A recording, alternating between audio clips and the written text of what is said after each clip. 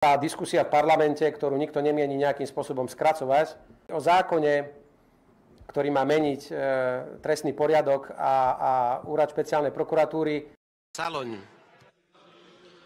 Ďakujem veľmi pekne, vážený pán predseda Národnej rady. V mene 3 poslaneckých klubov Smer SD, Hlas a SNS podávam procedurálny návrh, aby sa v rozprave v prvom čítaní o vládnom návrhu zákona, ktorým sa mení a doplňa trestný zákon, aby čas určený na rozpravu bol 20 hodín. Odôvodnenie v rámci rozpravy, tak ako ste spomínali, vystúpilo 100 rečníkov plus ďalších 2000 vo faktických poznámkach, takže Poprosím o kľud v rokovacej sále. Ďakujem pekne. S ďalším pozmeňujúcim návrhom, či s procedurálnym, pani poslankyňa Marcinková, pán poslanec Pročko, ak budete naďalej narúšať rokovanie, tak vás nechám vyviesť z rokovacej sály. Pani poslankyňa Marcinková, procedurálny návrh. Tu máme poslancov, ktorí sú obžalovaní a my sme vlastne teraz hlasovali o skrátenom legislatívnom konaní týkajúce sa trestného zákona a tam je zjavný konflikt záujmov, ktorý pred hlasovaním neoznámili, takže dávam to na vedomie vám, pán predsedajúci.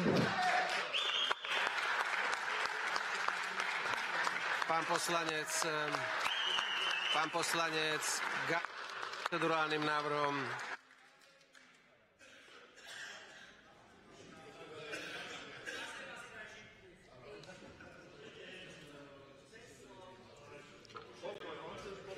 Môžem hovoriť? Môžete, ja som len overoval, či si ho pán poslanec namaloval tu, alebo ho priniesol. Ja by som chcel vás poprosiť, aby ste mi dali naspäť čas. Ďakujem pekne.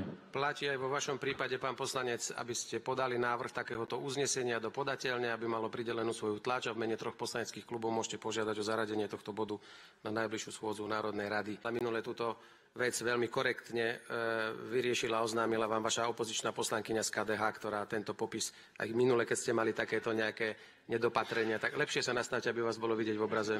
Dobre. Pani poslankyňa Števúlová. Ja chcem povedať, v mene klubu sa pripájame k procedurálnemu návrhu pani Marcinkovej a Kolíkovej. Odôvodnenie, sú tu poslanci, ktorí sú trestní. Ďakujeme pekne, není to procedurálny návrh. Pani poslankyňa Mesterová, procedurálny návrh, nech sa páči. Keďže sme sa nepochopili na prvýkrát, skúsim ešte raz. Nejde o to... Dámy a páni, keďže sme vyčerpali všetky návrhy na procedurálne, budeme hlasovať o procedurálnom návrhu, ktorý podal pán poslanec Saloň. Prosím, prezentujme sa a hlasujme o návrhu pána poslanca Saloňa uplatniť pri rokovaní o prvom čítaní príslušné ustanovenia. Za 77. Konštatujem, že Národná rada Slovenskej republiky určila k tomuto bodu programu 6. schôdze Národnej rady tlač 106 dĺžku času na rozpravu 20 hodín. To znamená, že po otvorení rozpravy budeme postupovať podľa paragrafu 29a zákona o rokovacom poriadku. Mocensky sa rozhodli udeliť beztrestnosť svojim kolegom, svojim kamarátom. Preto navrhli tento zákon v skrátenom legislatívnom konaní. Preto sa rozhodli zatvoriť ústa opozícii a zaviesť časové limity aj počas prvého čítania k tomuto zákonu. V rozpore s tým, čo tvrdil Peter Pellegrini po schválení štátneho rozpočtu, keď tvrdil, že v tomto prípade nesiahnu opozícii na práva vystupovať v zmysle stanovených limitov v zákone o rokovacom poriadku. Toľko k hodnovernosti slov predsedu parlamentu. Ďakujem o slovo, poprosím lídra Hnutia Slovensko, pána Igora Matoviča. Neviem ako vy, ale každopádne my ako opoziční poslanci sme zostali v nemom úžase. Nikto z nás neočakával, že budú mať až takúto drzosť. Rozhodnutie Ústavného súdu jednoznačne hovorí, bolo to v prípade 200 eur na dieťa, a ktoré som predkladal ja, že keď sa aj nejaký zákon príjme síce v skrátenom legislatívnom konaní, nemusí to automaticky zakladať jeho protiústavnosť. Ale keď je zároveň to skrátené legislatívne konanie je spojené s obmedzením práva opozície hovoriť, čo obmedzenie diskusie samozrejme je, tak v tom prípade tú protiústavnosť to zakladá. A oni napriek tomu, že majú jednoznačné rozhodnutie Ústavného súdu, ktoré hovorí plus minus tak, ako som to parafrázoval, dokázali urobiť to, že si mocensky povedali, že v podstate tých 9 hodín nám stačí. Netreba sa baviť o 20 hodinách, lebo opozícii z toho prislúcha len 9, oni mlčia jak teliatka a do debaty sa nezapájajú. Čiže oni si vypočítali, že do víkendu chcú mať za sebou prvé čítanie a mocensky to urobili. Krásny dôkaz toho, že Peter Pellegrini je obyčajný sluha mafie. A osobne si myslím, že to je ešte väčšie zlo, jak samotný Robert Fico. Lebo sami zo života poznáme, že to poznané zlo je možno veľakrát menej nebezpečné ako zlo, ktoré je oblečené do rúcha baránka. A tak si myslím, že môžeme charakterizovať Petra Pellegriniho. Človek, ktorý síce imidžovo sa tvári, že mu záleží na dialógu, slušnosti a má krásne, ľúbivé reči o tom, ako on opozícii nechá právo vystupovať, ale hneď na druhý deň koná úplne opačne.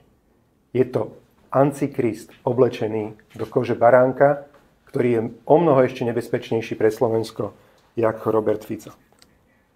Zároveň s ľútosťou som pred chvíľkou v hlave počítal, že koľko uplynulo to dní.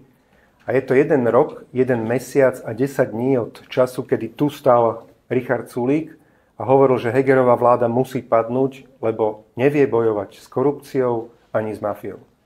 Vtedy sme mu hovorili, že nech to nerobí, lebo dostane k moci mafiu a tá mafia na konci nebude váhať aj robiť takéto veci alebo takéto zločiny, ktoré robí, že si sama sebe nadeli beztrestnosť za zločiny, ktoré páchali.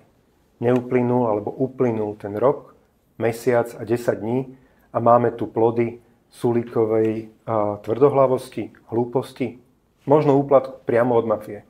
Lebo myslím si, že mali by sme sa pýtať na to, čo tento človek za to zobral, že umožnil, aby sa mafia takto na bielom koni vrátila k moci. A nie len, že sa vrátila k moci, ale doslova demontovala právny štát a zavádzala novú totalitu. Lebo štát, v ktorom si mafia sama sebe nadeli amnestie a nebudú už nikdy potrestaní za zločiny, ktoré páchali, a to sú rozkradnuté miliardy eur, to nebude demokracia. To bude atrapa demokracia, alebo pseudodemokracia, alebo nová totalita. Mrzí ma, že Peter Pellegrini sa vybral touto cestou a vedome to koná. Od jeho jediného záleží, že či tu prejde alebo neprejde skrátené legislatívne konanie. Od neho záležalo, od jeho hlasov, že či zoberú opozícii právo hovoriť. A on to nachrapúňa a vedome robí. Neočakával nikto z nás, že cukne Fico, že cukne Danko. Ale Pellegrini nám tu sľuboval 3 roky a hovorili to o ňom aj bohužiaľ mnohí novinári, že to je nový kovaný demokrat, ktorý sa pridá k tým demokratom. A v skutočnosti dnes vidíme, že nerobí nič iné ako to, čo robil poctivo 19 rokov predtým, ako si založil svoju vlastnú stranu. Len a len slúži mafii.